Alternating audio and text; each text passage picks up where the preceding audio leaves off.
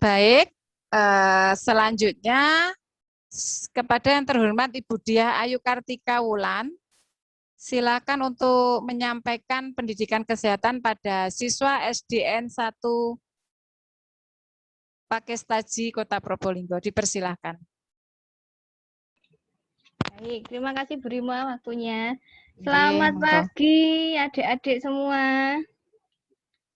Oh, ini memang dimut ya, nggak dengar ya. Selamat pagi. Iya, senang sekali kami bisa bertemu dengan adik-adik sekalian ya. Semuanya taat protokol ya. Coba dadah dulu. Dadah. Dadah dulu. Semuanya dengar saya enggak? Ayo dadah. Iya, semuanya taat protokol, pakai masker, pakai face shield. Bagus sip. Oke. Nah, untuk hari ini kami dari tim Stikes akan memberikan penyuluhan. Kita belajar bersama-sama. Oke. Dan untuk materi yang pertama kita akan belajar tentang respon marah. Saya share screen ya, sebentar. Kelihatan tidak Bu Rima ya? Kelihatan Bu. Kelihatan, baik. Nah, adik-adik coba dilihat di layarnya. Nah, itu ada mbak-mbaknya lagi marah, Dek. Ya, ada mbak-mbaknya lagi marah. Kalau dia sedang marah, tuh, wah, langsung ditinju laptopnya. Nah, itu gak baik ya. Nah, kalau adik-adik gimana kalau marah? Coba. Ini adalah emosi ya, kalau yang di adik-adik di layar ini. Sebenarnya kita hidup tuh emosinya kan berubah-ubah ya. Kadang adik-adik kalau senang, nah kalian bahagia. Kalau cemas ya cemberut. Kalau takut ya ketakutan. Nah, di situ ada satu emosi lagi. Yang paling bawah. Bahagia, cinta, nyaman, bla bla bla sampai gugup, takut, putus asa. Yang paling bawah namanya emosi marah. Ya. Saya yakin ya, saya, Bu Rima, Pak Yoyo, Bu Dian, dan adik-adik semuanya, Bu Guru, Pak Guru, pasti pernah marah. Ya, semua pernah marah kan ya? Nah, sekarang kita akan belajar nanti. Gimana caranya ya, biar kita pas marah itu, kita nggak menyakiti orang. Pas kita marah itu, kita bisa meredam, agar marahnya tidak menimbulkan kerugian buat orang di sekitar kita. Oke, nah ini marah. Ya, kalau marah seperti ini, jelek ya wajahnya ya. Kalau marah kan jelek dek wajahnya, jadi jangan sampai marah. Wah, serem kalau marah. Jadi kalau ada adik pas marah, di depanmu ada teman yang lain melihat, mereka akan takut. Oh, ternyata orang yang marah itu wajahnya seperti ini. Serem banget ya. Oke. Nah, ini dia. Ini itu siklus marah ya, Dek ya. Jadi kalau kita marah itu, kita kayak naik gunung. Jadi saat kita marah, kita naik gunung. Misalkan ada temanmu yang nggak sengaja ngapain ya? Nggak sengaja menjatuhkan ballpoint sampai patah. Anda marah, adik-adik marah. Nah, kita seperti naik gunung. Kita mau ke arah marah itu naik gunung. Marah enggak.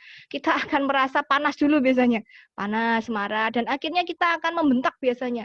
Kok kamu menjatuhkan ballpointku? Nah, itu fase yang blowing up ini yang paling atas, marah. Tapi setelah marah, biasanya kita akan reda lagi. Setelah marah, kita reda lagi. Selesai marahnya. Nah, itu siklus marah dari seseorang. Adik-adik pun juga seperti itu biasanya kalau marah. Perjalanan dulu kayak naik gunung ya, baru marahnya meledak dan akhirnya surut lagi kemarahannya. Seperti itu ya. Nah, ini cara-cara mengungkapkan marah. Jadi setiap anak, setiap orang, bapak, ibu guru, atau orang tua, marahnya akan beda-beda. Ada yang kalau marah diam, cemberut. Ada yang kalau marah, maaf ya, mengumpat, berteriak. Ada yang kalau marah mukul-mukul. Nah, adik-adik yang mana ini ya kalau marah ya? Ada yang kalau marah melampiskan pada orang lain. Jadi marahnya ke ibu misalkan. Tapi karena nggak berani marah ke ibu, marahnya ke teman-teman. Nah, itu juga ada. Jadi kalau orang marah itu beda-beda ya ekspresinya untuk mengungkapkan. Nah, sebenarnya marah itu ekspresi atau emosi yang memang ada di dalam diri seseorang. Ada keuntungannya. Kalau kita nggak marah, kita nggak akan dapat perhatian orang. Orang nggak tahu kalau kita marah. Lalu kalau kita nggak marah, biasanya orang lain nggak melakukan apa yang Anda mau. Ya, contohnya adik-adik itu jalan-jalan ke mall, ada sepatu bagus, ada tas bagus, adik-adik minta ke bapak ibu, ke mama papa, Bu minta sepatu. Nggak boleh karena uangnya nggak cukup misalkan, atau sudah punya sepatu bagus. Nah, ada dua pilihan nih, adik-adik mau marah karena tetap mau minta, atau mau untuk meredam. Ya sudah, nggak apa-apa kan aku masih punya sepatu. Nah, ada dua pilihan. Biasanya mana yang dipilih ya harusnya? Nah, kita akan belajar untuk itu ya. Nah, ini kerugiannya. Ya, kalau marahnya terlalu buat marahnya terus-menerus, kita akan pusing loh. Ya, pusing loh. Dia depresi, TD-nya meningkat, tekanan darah ya, lalu kita bisa meningkatkan rasa cemas. Jadi efeknya marah itu juga ke diri kita juga nggak enak kalau marah. Ya, kita semakin derdek ya, lalu kita pusing. Kenapa ya? Karena marah-marah terus, energinya terkuras. Seperti itu. Nah, ini ilustrasinya. Jadi adik-adik semua, kalau kita sedang marah itu seperti ini loh, talinya mau putus. Jadi kita itu seperti meredam, mau marah enggak, seperti tali yang mau putus sedikit demi sedikit, sedikit demi sedikit. Kalau talinya putus beneran, wah itu meledak namanya kemarahannya. Dan itu enggak baik. Oke? Nah, sekarang kita akan belajar untuk memanajemen marah, mengatur marah. Nah, sebelumnya kita cek dulu kalau orang marah, kalau Anda mau lihat Bapak Ibu sedang marah enggak ya, teman-teman sedang marah enggak ya, bisa melihat dari isyarat marahnya. Ya, kadang kita berkeringat, kadang kita membelalakkan mata gini. Ya, orang marah kan biasanya melotot ya, serem kan ya. Kadang kita mengapalkan ini, awas kamu. Nah, marah kan ya, wajahnya merah, suaranya tinggi. Nah, itu tandanya orang mengirimkan sinyal. Ya, kalau sedang marah, adik-adik juga begitu. Kalau marah pasti ada hal-hal seperti ini yang dilakukan. Suaranya meninggi, wajah merah, membelalakkan mata, mengepalkan tangan. Itu ekspresinya, isyarat orang marah. Ya. Nah, apakah adik-adik sering marah? Nih, jawab sendiri ya. Sering marah enggak? Misalkan dalam seminggu pernah marah enggak ya? Coba diingat-ingat. Kalau iya, oh iya, kemarin saya marah ke adik, misalkan. Oh, kemarin saya marah ke teman. Nah, kita evaluasi sekarang. Kalau marah, jangan sering-sering ya. Nanti kita capek sendiri. Orang lain juga nanti sedih jadinya kalau kita sering marah-marah. Nah, efek kemarahan. Setelah marah, lega. Atau semakin marah lagi. Atau bersalah, aduh kemarin kenapa ya aku kok bentak ibu, kemarin kenapa ya aku bentak bapak. Nah, akhirnya kan kita merasa bersalah. Ya, kok bentak-bentak kenapa ya? Atau bahagia. Nah, itu dicek lagi. Biasanya setelah kita membentak itu kita mengevaluasi, kita menyesal. Kenapa kok bentak-bentak? Karena kita tidak bisa mengontrol marah. Oke. Nah, sekarang kita akan kompromi dengan kemarahan. Ya. Jadi adik-adik kita akan belajar untuk anger management namanya, manajemen marah. Kalau sedang marah, kita berhenti dulu, nggak usah melakukan apa-apa. Jadi kita marah ke teman, diam dulu. Kita hitung 1 sampai 10. 1, 2, 3. Kenapa? Biasanya orang marah itu lidahnya nggak bisa dikontrol. Biasanya orang marah itu tidak bisa berkepala dingin, jadi kata-katanya nggak teratur. Jadi sebelum adik-adik marah, sebelum adik-adik membentak, diam dulu. Hitung dulu 1 sampai 10 dalam hati ya. 1, 2, sambil kita nafas dalam. Ya, begitu ya. Jadi sebelum bentak adik-adik yang lain, sebelum membentak teman, sebelum membentak ibu, sebelum membentak bapak, atau bapak ibu guru, kita berhenti dulu. Hitung 1 sampai 10 sampai kepala kita dingin. Sambil kita bisa bilang itu dalam hati. Menenangkan batin. Aku dapat menghadapi ini. Mudah, itu enggak seburuk kelihatannya. Aku tidak akan marah. Itu kita tenangkan batin sendiri. Ulang ya, berpikir sejenak, diam. Jadi sebelum kita bilang, kamu jahat, kamu salah. Nah, itu kita diam dulu. Nggak usah bilang dulu. Berpikir sejenak, hitung 1 sampai 10. 1, 2. Nah, otomatis nanti kepala kita yang biasanya panas itu nih kita akan turun kemarahannya. Ya, setelah itu kita tenangkan batin. Aku enggak akan marah. Ini mudah. Ini enggak seburuk itu. Saya enggak akan marah. Oke. Sambil kita bayangkan ada di tempat yang damai. Intinya di sini tenang dulu. Oke. Nah, berpikir dulu sebelum bertindak. Ambil waktu istirahat. Ambil nafas dalam dan relaksasi. Lalu kita bisa juga tulis dalam stres diary. Ya. Nah, ini ya yang tadi ya. Berpikir dulu sebelum berbicara. Biasanya ini kayak emasnya ini. Think before you speak, word can hurt. Nah, ternyata kata-kata itu bisa melukai loh. Jadi tidak perlu kita memukul teman, kan melukai ya itu. Mencubit itu memang melukai. Tapi kata-kata itu juga loh. Contohnya, kamu kok jelek hari ini? Kamu kok jerawatan sih? Nah, itu hanya kata-kata. Tapi kalau itu adik-adik berikan ke temanmu, nah dia bisa terluka juga loh. Gitu ya. Jadi sebelum kita mengatakan apapun kata-katanya, kalau memang itu bisa melukai, kita lakukan yang tadi, kita diam dulu lah, kita olah dulu kata-katanya, jangan sampai melukai orang lain. Ya, ini juga. Nah, biasanya kan kita tugasnya banyak ya itu. Aduh Bu, tugasnya banyak sekali di sekolah, jadinya saya emosi. Nah, berarti adik-adik perlu untuk refreshing. lihat Upin Ipin, boleh ya. Atau mau ke sungai, boleh kalau dekat sungai ya. Cari waktu sendiri atau pergi jalan-jalan. Gimana caranya biar kepala yang panas itu turun gitu? Ya, gimana caranya biar kepala yang panas itu kita menjadi turun? Ya, kita perlu istirahat. Begitu. Ya, biasanya kalau ada kakak misalkan sedang marah, kakak kok sering marah-marah sih? Aku gak mood deh. Nah, itu berarti dia perlu istirahat. Gitu ya. Aku gak mood deh. Nah, kalau Anda juga begitu, aku sedang gak mood ya, kok rasanya pengen marah-marah. Berarti istirahat dulu ya, istirahat dulu. Nah, ini juga, ini penting ini, tarik nafas, keluarkan. Walaupun sebenarnya kan cuma begini aja tuh Bu, cuma tarik nafas, keluarkan. Tapi ini efektif loh, benar-benar loh efektif. Jadi coba nanti kalau adik-adik sedang marah, sedang nggak mood, tugasnya banyak, ayo kita lakukan, tarik nafas dalam. Ditarik lewat hidung, tahan, 1, 2, 3, keluarkan lewat mulut. Begitu. Ya, itu dilakukan beberapa kali sampai adik-adik semuanya tidak merasa marah lagi, nggak emosi lagi. Jadi pengerjaan tugas-tugas dari ibu guru juga selesai, nggak perlu marah-marah ya. Bu, semakin ini kalau masa daring ini tugasnya banyak Bu, saya pusing. Nah, ayo kita tarik nafas dalam dulu ya. Tarik nafas dalam dulu, konsentrasi ke angkanya. Nanti adik-adik akan lebih tenang. Begitu. Oke, nah ini latihan relaksasi juga. Nah, ini juga latihan relaksasi ya. Jadi adik-adik bisa duduk di situ. Duduk, tarik nafas gitu ya, seperti yang ada di foto itu ya. Nah, ini namanya guided imagery ya, Dik ya. Kalau yang adik-adik dengar ini musik yang bisa menenangkan gitu. Jadi kalau adik-adik sedang nggak enak pikirannya, banyak pikiran, didengarkan saja dari YouTube musiknya untuk menenangkan diri. Ya, atau musik relaksasi. Boleh dilakukan itu. Ya, otomatis kita akan bisa lebih tenang. Nah, seperti itu ya. Lalu adik-adik bisa membayangkan di situ. Coba dilihat, ini mbaknya yang lagi pusing, dia lagi tiduran di padang rumput. Nah, karena kita kan nggak ada padang rumput ya, atau adik-adik nggak bisa ke kolam renang dan sebagainya. Ya sudah, kita tiduran di kamar, ya rileks, tarik nafas dalam, dikeluarkan, sambil kita berpikir. Sambil kita berpikir tempat-tempat yang tenang. Ya, kita kayak apa ya namanya itu, imajinasi begitu. Imajinasinya yang menyenangkan, biar emosi yang ada atau kelelahan yang ada itu hilang. Ya, jadi kalau pas Bapak Ibu juga marah, ayo Bapak Ibu kita relaksasi dulu, ayo tiduran, tarik nafas, keluarkan. Lalu kita berpikir tempat-tempat yang tenang, bisa di sawah, di gunung, hutan, padang pasir, yang mana yang adik-adik suka. Dipikirkan di situ. Nah, nanti semua kemarahan, semua kemenatan itu akan hilang. Begitu. Yang penting kita ada waktu untuk istirahat. Tarik nafas dalam dan juga membayangkan hal-hal yang menyenangkan.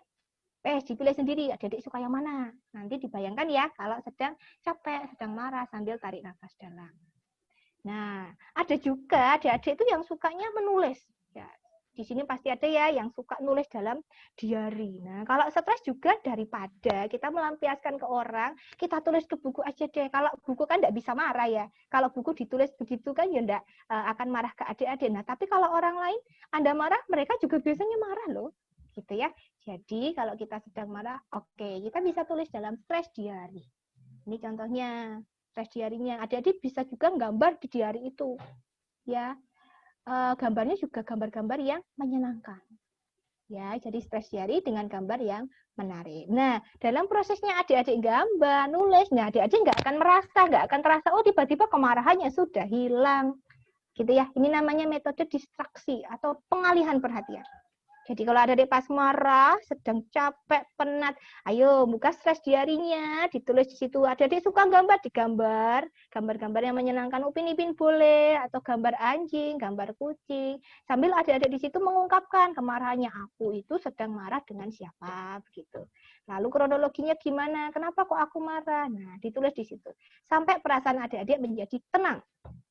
Nah, itu fungsinya untuk stress diary. Oke, nah ini ada stylenya Anda saat marah. Wah, ini beda-beda ya orang-orang kalau marah. Waduh, 1. Ini serem banget ini mbaknya kalau marah ini ya. Serem banget mbaknya kalau marah. 2. Aduh, stop. Nah, jadi adik-adik kalau sedang marah coba di atas, di depan kaca dilihat. Kalau orang marah tuh jelek banget loh. Jelek banget ya. Kayak mbaknya ini, aduh jelek banget. Takut ya pasti Anda yang di depannya. Nah, ternyata kalau Anda marah, teman-teman ya takut loh. Ya, karena menyeramkan, membelalakkan mata, begini giginya begini, serem kan ya. Yang kedua, nah ini yang lebih tenang. Dia marah, tapi tidak mau mengungkapkan. Stop dulu, stop. Nah, dia marah, tapi nggak menyeramkan kan ya. Walaupun sedang marah, nggak serem kan ya. Nah, makanya saat kita marah, kita berhenti dulu berpikir. Jangan bilang apa-apa, jangan mengumpat, ya, biar orang lain juga tidak tersakiti. Nah, ini juga stylenya orang marah loh ya. Tetapi marahnya berbeda, dia cuek begitu. Adik-adik kan juga gitu teman-temannya. Kalau marah pasti beda-beda. Ada yang marah mengumpat, ada yang marahnya diam. Nah, itu stylenya orang marah yang berbeda-beda. Ini juga. ini enggak marah ya. Oke, ini stylenya orang-orang ya. Emosi. Nah, sekarang kita lihat. Kita lihat. Ya, sebelum mengungkapkan kemarahan. Kira-kira gambar yang kiri itu dia lagi ngapain ya? Dia kayaknya lagi apa ya? Oh, ini kemungkinan dia mau nyuri ya. Oh iya, dia mau nyuri ya. Nah, ternyata, nah sungguh mulia orang ini, dia membantu ibunya menjemur pakaian. Oh, jangan marah dulu, ternyata dia mau menjemur pakaian. Ini juga begitu, sungguh pemuda yang penuh perhatian terhadap sesama. Dia ngecek suhu ternyata. Ya, jadi jangan pura-pura, jangan buru-buru marah. Positive thinking. Kadang-kadang hal-hal yang menurut kita itu membuat kita marah, ternyata itu tidak benar. Jadi positive thinking dulu. Oke.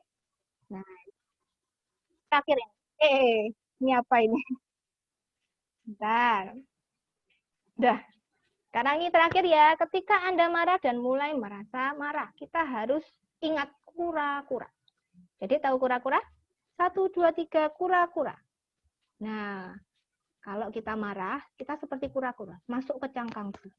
Kura-kura punya cangkang kan ya? Dia kalau takut, dia ada masalah, dia masuk ke cangkang dulu. Dia istirahat dulu. Nah, itu kalau orang marah ya.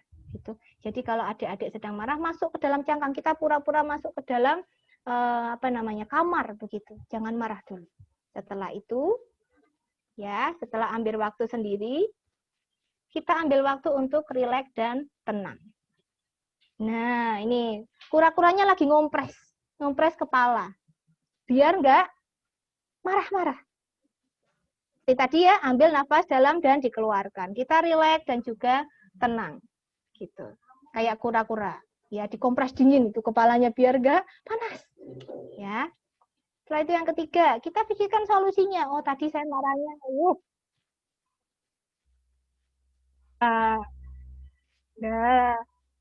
Nah, yang ketiga, pergi menjauh. Jadi kalau sedang marah, Anda mau mengungkapkan kemarahan, ya, kita pergi dululah ke tempat yang tenang tadi ya. Pikirkan solusi yang terbaik. Oh, teman saya tadi mematahkan pensil. Ya, jangan marah dulu. Ya, jangan marah dulu. Kita bisa memaafkan kan ya. Nah, itu di angka yang ketiga ini kita belajar untuk memaafkan orang lain. Positive thinking baru bertindak. Oh, ya, enggak apa-apa. Pensil bisa diganti. Kalau teman kan hanya satu-satunya. Gitu ya. Oke.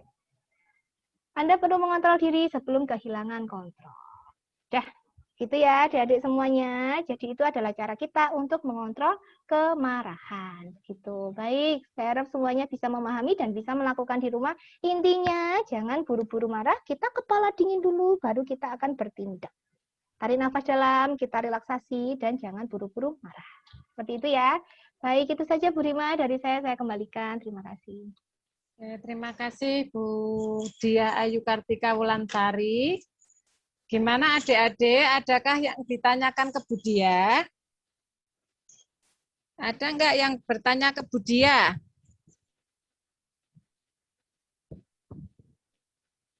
Ya, ini harapannya setelah Bu Dia menyampaikan tentang pendidikan kontrol marah ya, adik-adik bisa mengontrol di waktu marah ya. Marah ke orang tua, ke saudara, ya, harapannya bisa mengontrol marahnya ya. Pas ya. Oke, ada yang ditanyakan enggak?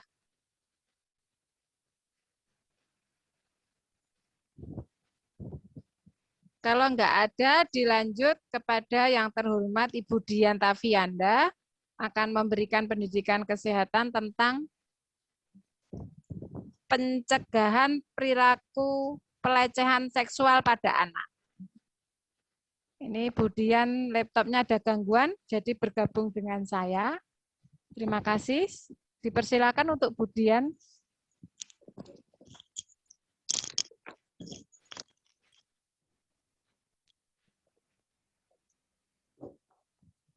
Ya, selamat pagi semuanya.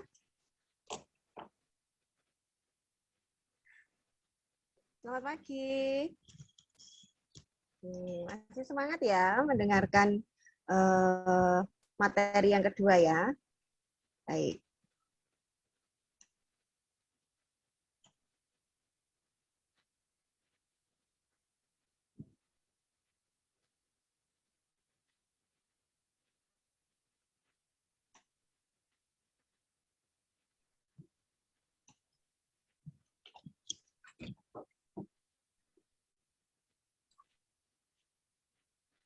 Ya, di sini saya akan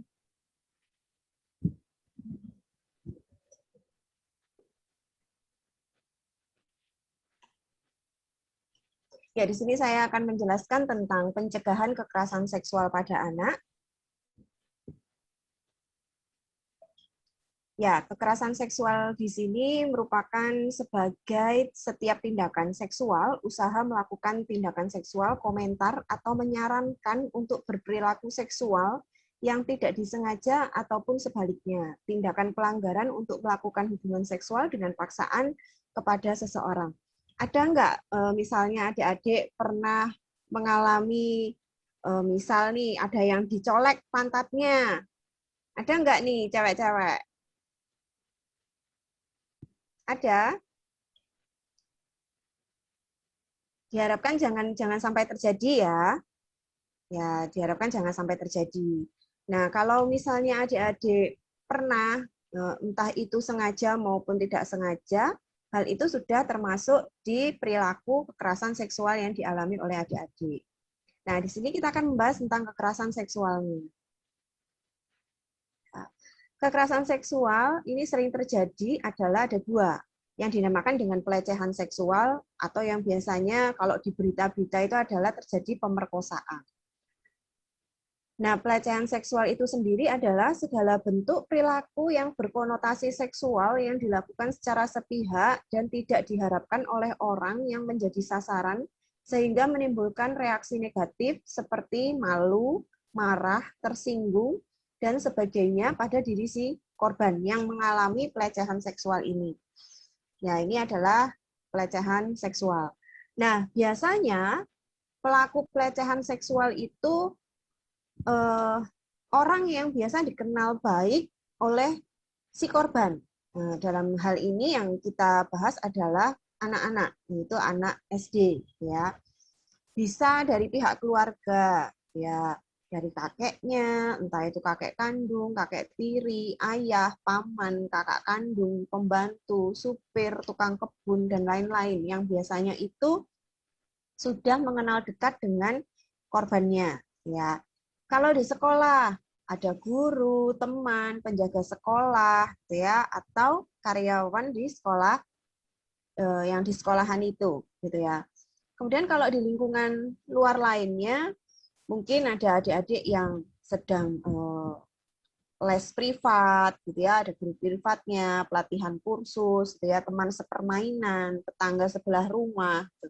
Ini adalah biasanya pelaku-pelaku yang sangat mengenal dekat, gitu ya, dan sudah dipercaya oleh lingkungannya untuk bersama dengan korbannya. Ya. Kemudian pelecehan seksual yang berikutnya adalah pemerkosaan. Pemerkosaan ini adalah tindak kekerasan atau kejahatan seksual yang berupa hubungan seksual yang dilakukan oleh laki-laki terhadap perempuan dengan kondisi bukan atas kehendak maupun persetujuan dari perempuan. Kemudian di sini jenis-jenis pelecehan seksual pada anak. Yang pertama, kata-kata yang melecehkan. Pernah nggak ini? Pernah yang ngalami nggak? Boleh loh berbicara, sharing. Pernah yang ngalami nggak kata-kata melecehkan? Ya. Misal nih, kamu kok gendut banget? Terus panggilnya adalah Dut, gendut, gitu ya. Itu tuh juga termasuk pelecehan seksual ya. Nah, terus yang kedua, memaksa melihat hal yang tidak senonoh, ditunjukkan baik itu oleh orang dewasa atau oleh teman dekat Anda gitu ya, lingkungan yang Anda kenali, kemudian menunjukkan gambar, menunjukkan video yang tidak seharusnya atau belum waktunya kalian lihat. Itu juga termasuk pelecehan seksual. Kemudian yang tadi saya bilang, pernah nggak dicolek pantatnya? Ya, dadanya, terus mulutnya. Nah, itu di area-area sensitif yang harusnya dijaga, itu tidak boleh. Ya, tidak boleh sembarangan dipegang orang lain yang tidak Anda kenal. Kemudian yang keempat, ya ditiduri, dipaksa tidur, gitu ya. Mungkin dipeluk, dipaksa, sedemikian rupa. Nah, itu juga tidak boleh. Kemudian pernah nggak? Nah, siapa nih yang sukanya sering bercanda? Kalau roknya itu selalu dibuka, main buka-buka rok. Si anak cowok, ada nggak ini anak cowoknya di sini nih? Anak SD. Jangan ya, nggak boleh ya. Nggak boleh main buka-buka rok temennya ya. Nah, karena itu juga tidak baik ya. Kemudian dicium secara paksa oleh lawan jenis gitu ya. Kan teman Bu gitu ya. Tapi kalau nyiumnya memaksakan itu ya itu juga tidak baik gitu ya. Nah, dampak pada anak bagaimana jika anak itu sering atau pernah mengalami pelecehan seksual ya. Secara psikologisnya maka kepribadian anak menjadi seorang yang tertutup dan tidak percaya diri. Ada perasaan yang bersalah, menjadi stres gitu ya. Jadi dia ketakutan sendiri, bahkan bisa depresi. Kemudian dia anak ini bisa menjadi ketakutan pada kejadian atau situasi tertentu yang dimana membuat perasaan anak ini menjadi tidak nyaman. Ya. Kemudian mengidap gangguan traumatik pasca kejadian. Ya, jadi kalau misalnya pernah tuh dideketin sama lelaki yang lebih besar gitu ya. Terus dia pernah mengalami pelecehan seksual. Nah, setiap anak ini didekati oleh laki-laki yang lebih besar, dia menjadi trauma. Nah, traumanya tuh macam-macam, bisa teriak-teriak, gitu ya. Bisa marah-marah, gitu ya. Bisa menyalahkan diri sendiri, itu seperti itu. Atau bisa juga anak bisa menjadi lebih agresif dan berpotensi menciptakan seorang anak menjadi perilaku tindak kriminal, bahkan menjadi calon pelaku kekerasan juga. Nah, itu diharapkan jangan sampai terjadi seperti itu. Secara fisiknya gimana? Susah makan, susah tidur, mimpi buruk, paling parahnya nanti bisa tertular penyakit seksual, kemudian disfungsi seksualnya tidak berjalan dengan baik, mengalami gangguan, tidak normal, gitu ya. Kalau sosialnya tidak bisa bersosialisasi dengan lingkungan luar, rasa takut dan kecemasan yang berlebihan, prestasi akademik di sekolahnya menjadi turun, yang awalnya anak ini rajin, gitu ya, terus pinter di sekolahan. Nah, karena terjadi ini, dia menjadi trauma, akhirnya dia tidak konsentrasi untuk belajar. Ada gangguan psikis dan bisa menghambat dari tumbuh kembang si anak. Ya. Nah, bagian tubuh pribadimu yang tidak boleh dilihat dan disentuh sembarang orang. Ini harus diingat ya. Jaga mulutnya, jaga dadanya, jaga kemaluannya. Nggak boleh sembarangan dipegang-pegang sama temennya atau orang asing yang tidak kalian kenal. Oke? Ya. Lalu yang berikutnya adalah pantat bagian belakang. Baik itu laki-laki maupun perempuan, anak laki-laki maupun anak perempuan. Kalau suruh dilepaskan celanamu, dibuka celanamu, hadap ke belakang, disentuh bagian pantatnya, itu juga tidak boleh. Ya, kalian harus bisa bilang jangan, ya, jangan sentuh. Tuh. Oke. Lalu bagian tubuhmu hanya boleh disentuh oleh ya, satu ayah dan ibu saat memandikan kalian. Ada yang di sini mandinya masih dimandikan? Mandi sendiri kan ya?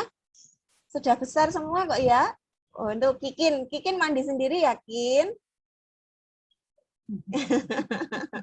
Cantiknya. Ya, Terus ayah atau ibu ketika membersihkan daerah kemaluan sehabis kalian buang air. Ya entah itu buang air kecil, air besar. Nah itu kalau misalnya masih dibantu oleh orang tua, boleh. Atau pengasuh ya. Tapi pengasuhnya yang memang harus di pengawasan dari orang tua kalian. Lalu ketika kalian sakit, dokter memeriksa kalian, itu pada saat dokter memegang area tubuh kalian, di situ pun juga harus didampingi oleh orang tua kalian. Nah, kalau seperti itu tidak apa-apa, ya, jadi boleh. Terus katakan tidak saat yang pertama. Nah, itu kayak gambarnya no, no, no, no ya. No, no, no, no, nggak boleh gitu ya. Orang lain menyentuh bagian pribadimu. Ya. Terus menyuruhmu membuka baju di depannya. Ayo, misalnya ya Kikin ya. Ini soalnya yang tertampang Kikin nih. Ayo Kikin, dibuka bajunya. Nggak boleh, ya, nggak boleh. Kikin harus bilang, tidak, ya, tidak boleh. Tuh. Lalu berikutnya, menunjukkan bagian pribadi tubuh kalian di orang lain. Nah, atau menunjukkan bagian pribadi orang. Jadi, lihat aku, gitu ya. Lihat apa yang aku tunjukkan sama kamu. Nah, itu kalian juga nggak boleh, nggak mau. Saya nggak mau lihat. Nah, itu juga tidak boleh, ya. Kemudian kalau kalian ditunjukkan film atau foto telanjang punyanya orang lain atau gambar yang aneh-aneh itu juga tidak boleh dilihat. Sudah punya handphone sendiri-sendiri ya? Sudah pandai buka YouTube kan? Pinter kan ya cari YouTube, cari video-video di YouTube. Nah, saya harapkan anak-anak semua, adik-adik semua bisa menggunakan dengan bijaksana. Nggak boleh buka yang gambar-gambar tidak baik. Ya. Upaya yang bisa dilakukan anak jika mengalami pelecehan tersebut. Nah, apa yang harus dilakukan? Step pertama, berani untuk bilang tidak. Ya. Tidak dengan keras, dengan lantang. Ya. Step yang kedua, kalian harus lari secepat mungkin, lari ke tempat yang banyak orang, rame. Ya. Kalau misalnya itu terjadi di sekolahan kalian, gitu ya, masih di lingkungan sekolah, ada bapak guru, ada teman-teman banyak, lari.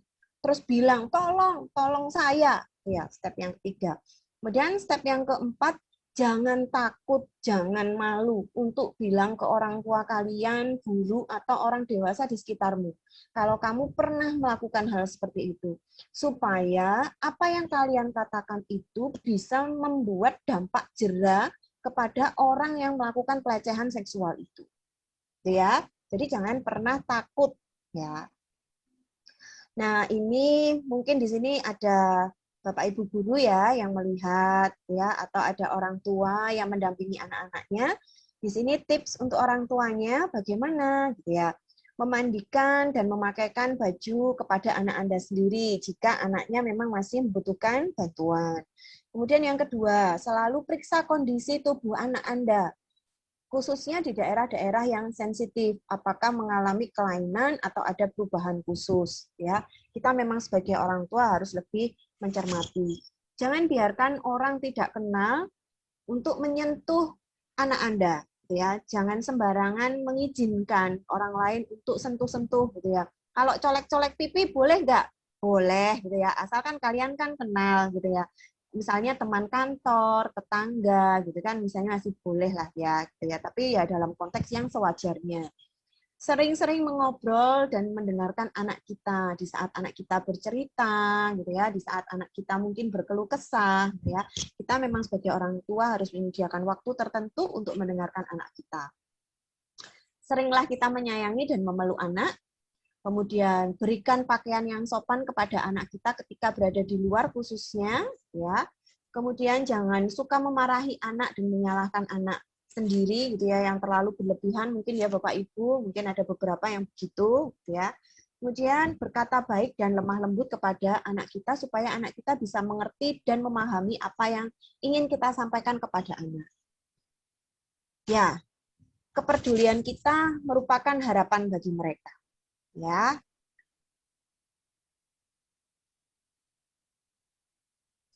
Dan untuk adik-adik semuanya, jadilah anak yang mandiri. Apa itu singkatannya mandiri?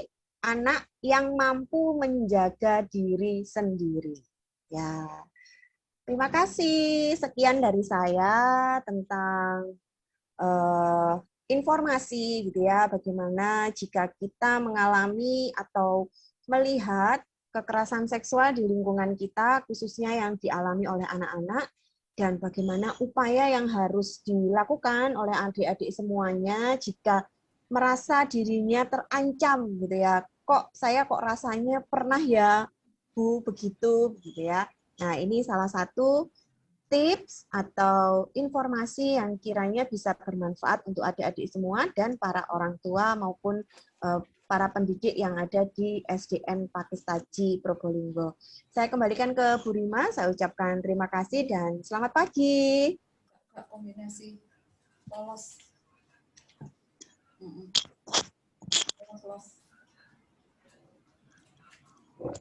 Terima kasih Bu Dian. Oke, adik-adik sudah jelas apa yang disampaikan Bu Dian?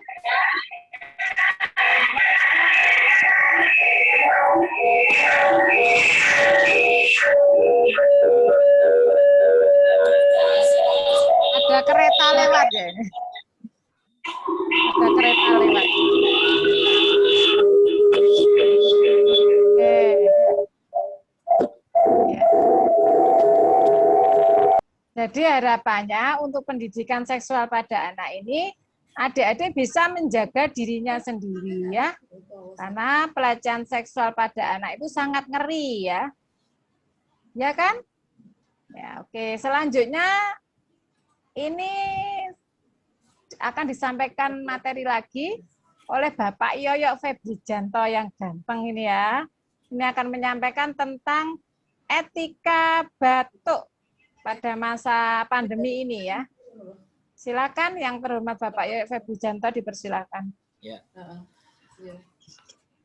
Terima kasih Bu Rima selaku host di acara pengabdian kepada masyarakat di SD. Pak Yoyo tidak dengar, Pak. Oh, tidak dengar. Oh, sudah. Barusan sudah. Ya. Aduh, nggak dengar. Ya, selamat pagi. Ya, terima kasih atas kesempatan dari tim Stikes RS Baptis Kediri dalam kegiatan pengabdian kepada masyarakat di SDN Pakis-Taji 1, Kota Probolinggo, Jawa Timur. Yang terhormat Bapak Safik selaku Kepala Sekolah SDN Pakis-Taji 1, Kota Probolinggo, beserta staf guru dan juga mahasiswa yang sedang praktek dalam kegiatan Merdeka Belajar, dan juga para siswa-siswa ya, yang ya, hebat-hebat ini saya kira, yang ya, nantinya siapa ya yang akan ingin menjadi seorang perawat atau seorang tenaga kesehatan. Ada ya? Ya, terus berdoa bila nanti ada harapan untuk menjadi seorang perawat ataupun seorang dokter ataupun tenaga medis yang lainnya, ingat bahwa dulu pernah bertemu ya, berkenal, bertegur sapa dengan kami di Stikes RS Baptis Kediri. Ada Bu Rima, ada Bu Dia, ada Ibu Dian Tavianda, dan saya sendiri ya, Pak Yoyo ya. Nanti harus diingat. Pertanyaannya dulu. Sekarang pertanyaannya sambil saya share screen. Enak enggak belajar dengan situasi pandemik COVID? Enak enggak? Adik-adik.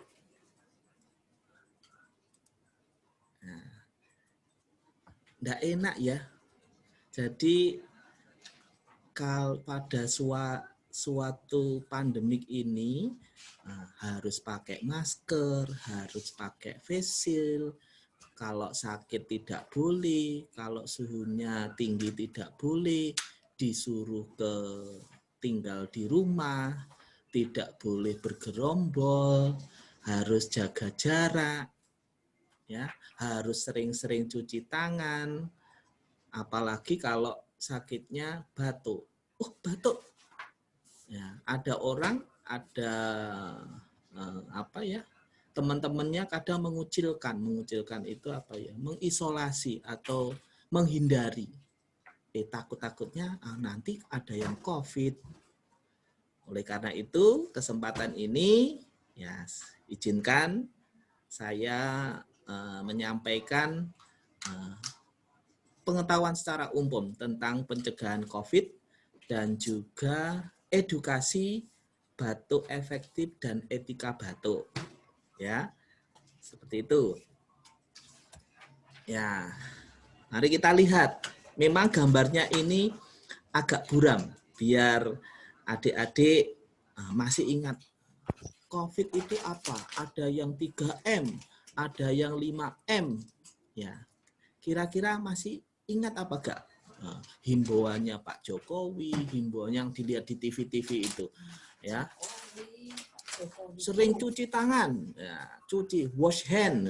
Ya, karena saya selaku pendidik bahasa Inggris di Stikes RS Baptis Kediri ya, saya akan campur-campur nih. Saya akan bilang bahasa Inggris, bisa bahasa Indonesia ya. Wash hand. Nah, wash hand itu apa? Cuci tangan. Ya, wash hand. Ya. Lalu wear masker. Nah, wear masker.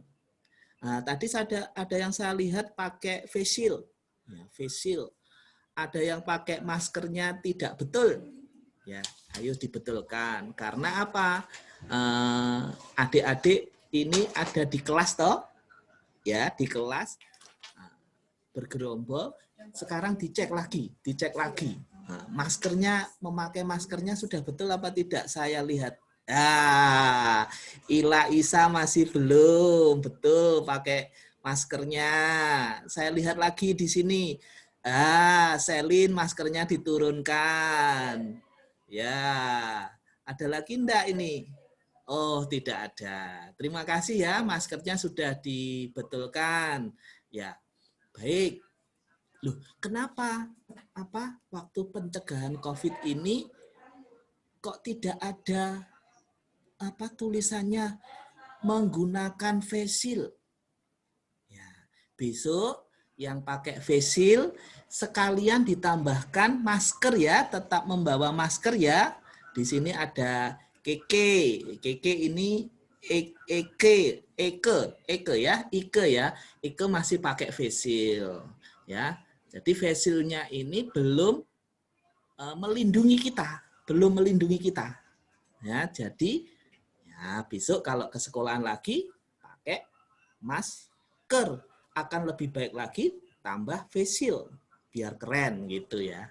Ya, jadi ini ya pencegahannya, cuci tangan, menggunakan masker, alat-alatnya sering disemprot di hand sanitizer ya, disemprot ya, didisinfektan ya, seperti itu.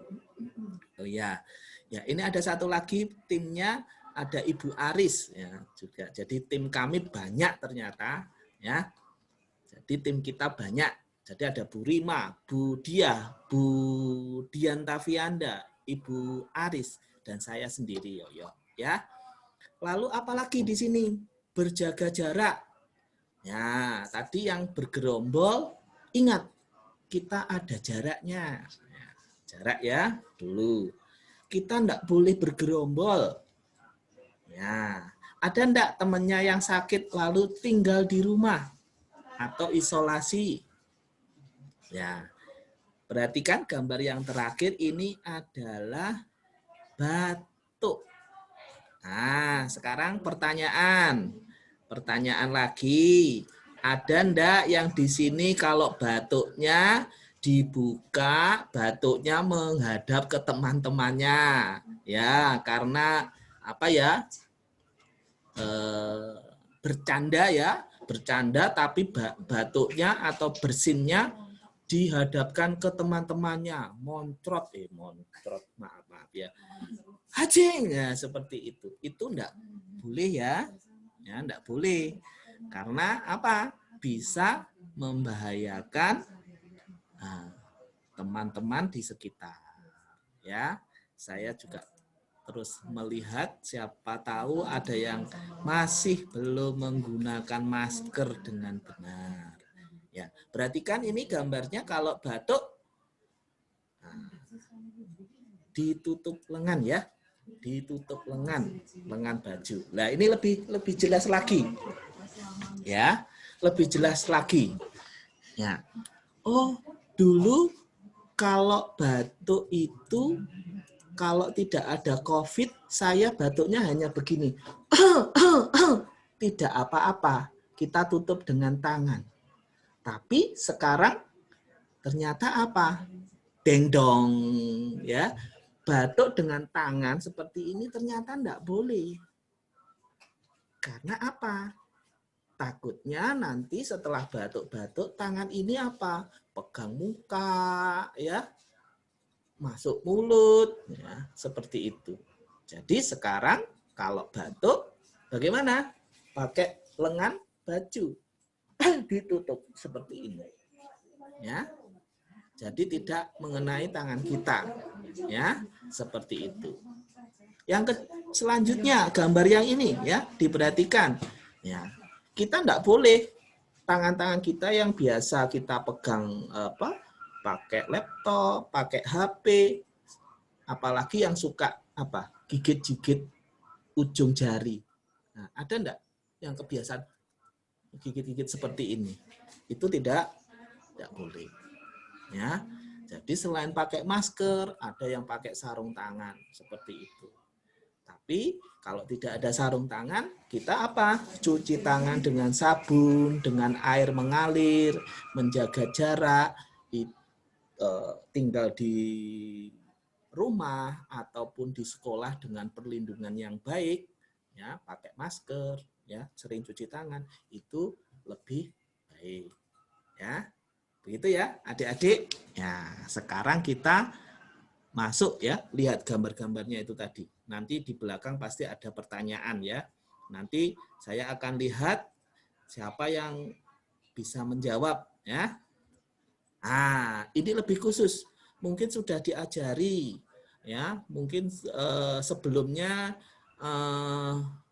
pengabdiannya yang ada di SD ini sudah diberitahu bagaimana cara cuci tangan yang benar atau wash hand.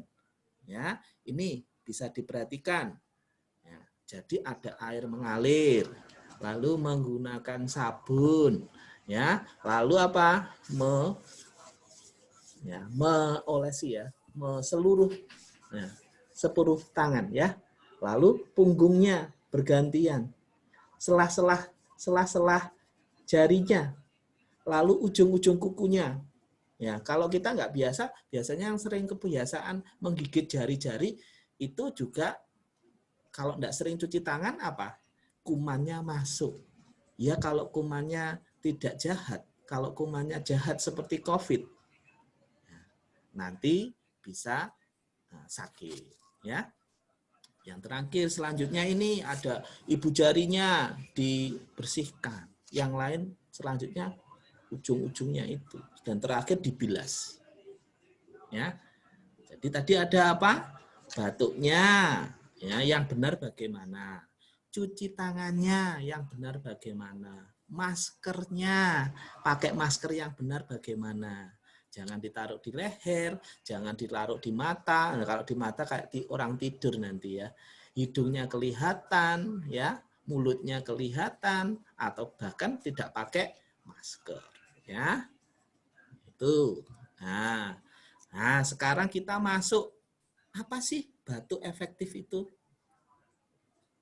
Ya, secara sederhana, batuk efektif itu adalah batuk yang benar. Kalau batuk tidak lelah, lalu bisa mengeluarkan dahak, mengeluarkan riak atau sekret itu banyak, maksimal. Itu namanya batuk efektif, batuk yang benar. Tidak boleh, karena saya pemalu, batuknya begini. Nah, itu dehem ya, tidak batuk ya. Seperti itu. Ya.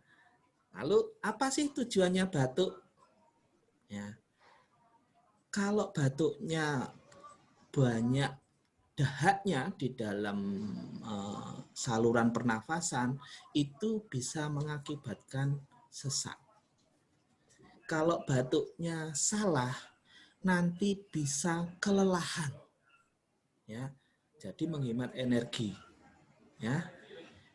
Batuk efektif ya, juga menolong otot-otot pernafasan. Bila tahu batuk efektif, berarti cara bernafas, cara batuk kita sudah benar. Begitu ya, adik-adik. Nah, jadi kalau batuk bagaimana? Tidak, tetapi nah, nanti ada caranya, batuk yang benar. Selanjutnya ya. Nah, mari kita lihat. Ini cara-caranya. Wah, ini agak panjang ini. Ya, agak panjang ini. Ya.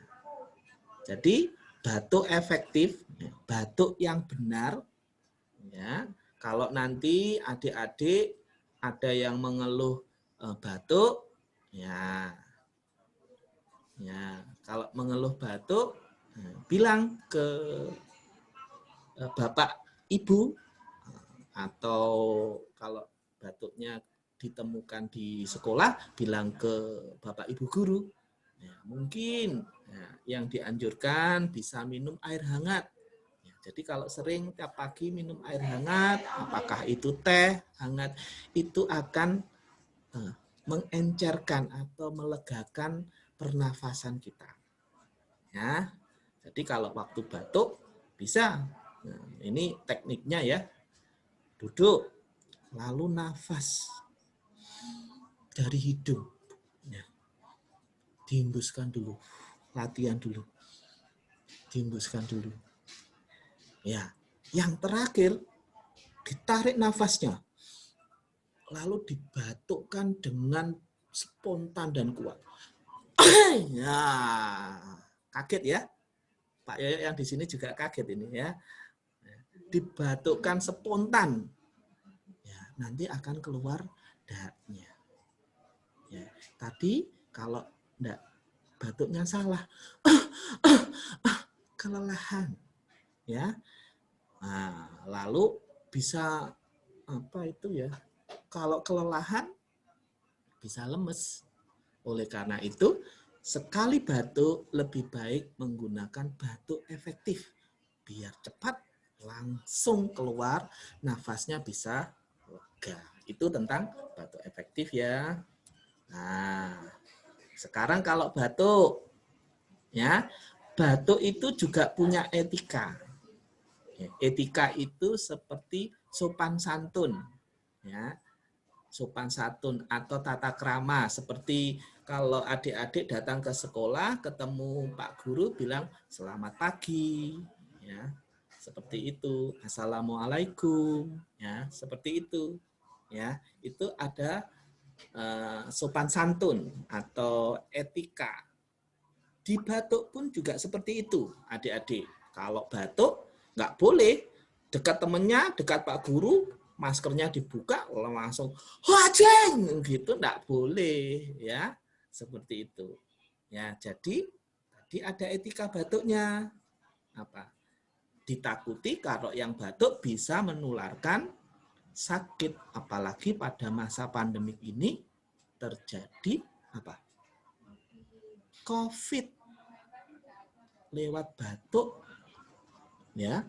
Ada yang sakit, misalnya ada sakit dalam satu kelas, bisa satu kelas ini nanti yang sakit. Oleh karena itu sekali lagi sopan santun saat batuk harus diperhatikan. Apa? Begini. Hacing. Begitu ya. Atau kalau ada tisu, ditutup tisu, hidung, mulut, tisu. Ya. Mari kita lihat. Nah, kayak ini ya. Wek. Belum bentuk ya. ada kebiasaan batuk yang salah. Siapa yang bersin? Ya, tadi tidak menutup mulut saat batuk atau bersin. Ya, atau tidak cuci tangan, misalnya setelah batuk lupa tangannya. Woi. Apa?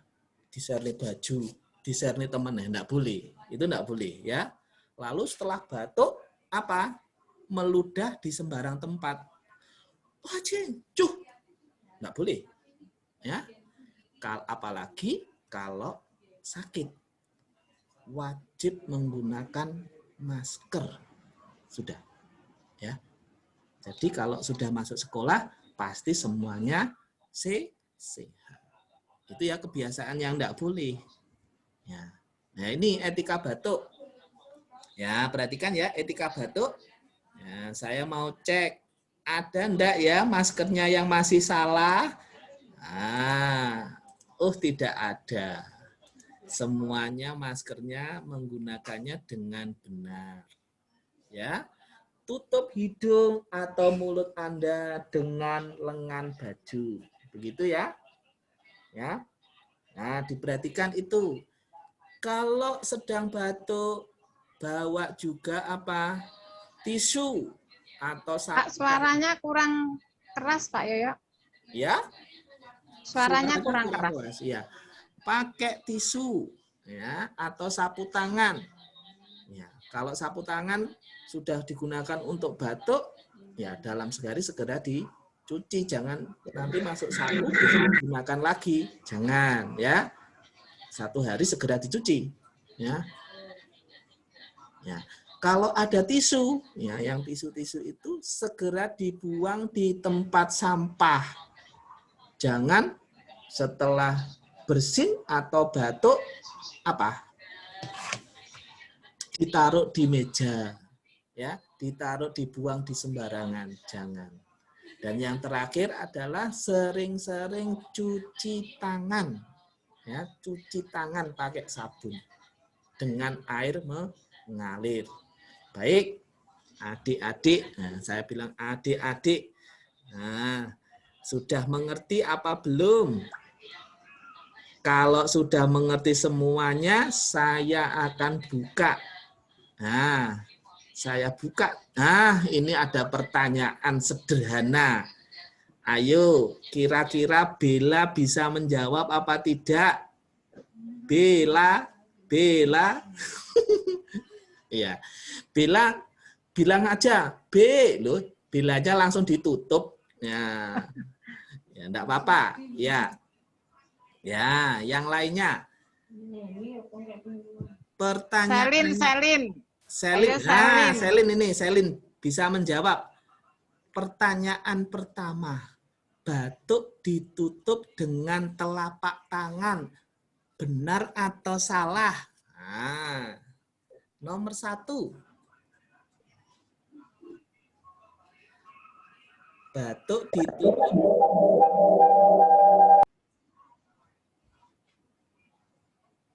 Anu aja, memberi kode aja. Kalau salah 0, kalau benar 1. Ya. Bagiannya 1 atau 0? Tangan saja.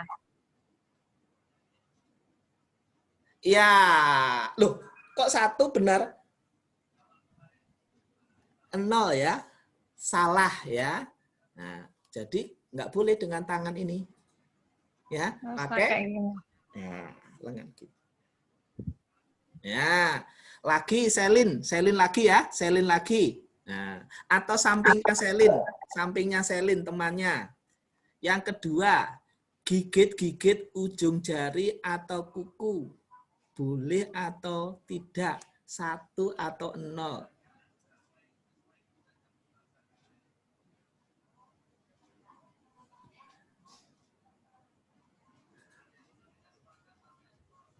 Satu atau 0? Gigit-gigit ujung jari. Karena tangan kita kotor, nggak boleh masuk mulut ya. Ya, tidak boleh masuk mulut. Jadi apa? 0 lagi ya. 0. Betul. 0. Yang lainnya coba. Kok enggak ada lagi ya? Semua ditutup ya. Enggak apa-apa. Nah, baik. Nah, yang ketiga, cuci tangan dengan sabun dan air mengalir. 1 atau 0. Yang lainnya, cuci tangan dengan sabun dan air mengalir. Betul, 1. Ya. Selanjutnya, bila tidak ada tisu, batuk ditutup dengan lengan baju seperti yang saya praktekkan. 1 atau 0. Betul, ya. Sekarang yang kelima, bila sakit batuk, dianjurkan sering minum air hangat untuk mengencerkan dahak. 1 atau 0. Ya, kalau batuk, sering minum air hangat untuk mengencerkan dahak. 1 atau 0. Betul. Itu Ya, Pak Yoyo. kelihatannya Dilihat sulit ini ya. untuk Zoom-nya Bu Norma, Mbak Norma. Itu mahasiswanya kan banyak kelihatan. Oh iya, mana ya saya lihat. Yang ya, kelas, Mbak Norma. Ini Mbak Norma. Ini mahasiswanya Bu Rima. Nomor Ya. 5. Nomor 5 ini jawabannya 1 atau 0. Ayo, siapa? Nah, wah, Bu Winter 1. Wah, terima kasih. Nah, ya, jadi tahu semuanya. Sekarang yang nomor 6. Saat batuk efektif, di akhir nafas dalam, lalu batuk dengan kuat dan spontan. Tadi sudah saya contohkan. 1 atau 0. Ya. 0? Kok 0? Ya, maksudnya seperti ini batuknya. Hacing sekali itu. Ya. Ya, jadi 1. Nah, baik, yang terakhir.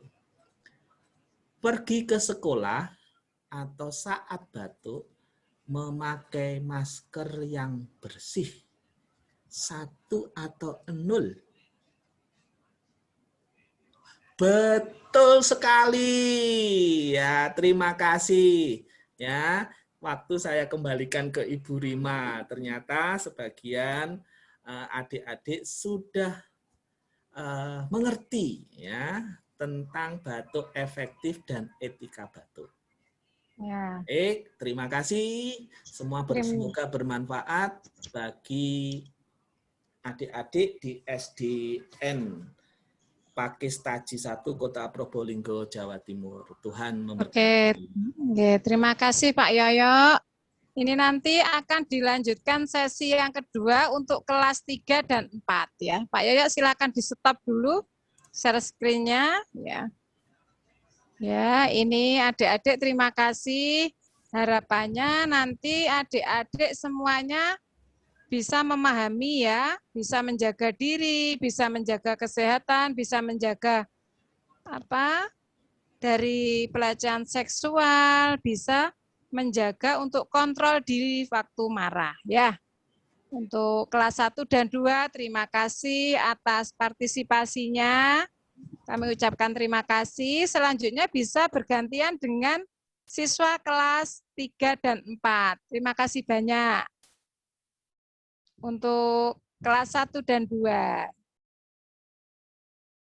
Oke, dipersilakan untuk yang kelas 3 dan 4 gabung di Zoom meeting kami. Mohon bantuannya untuk mahasiswa.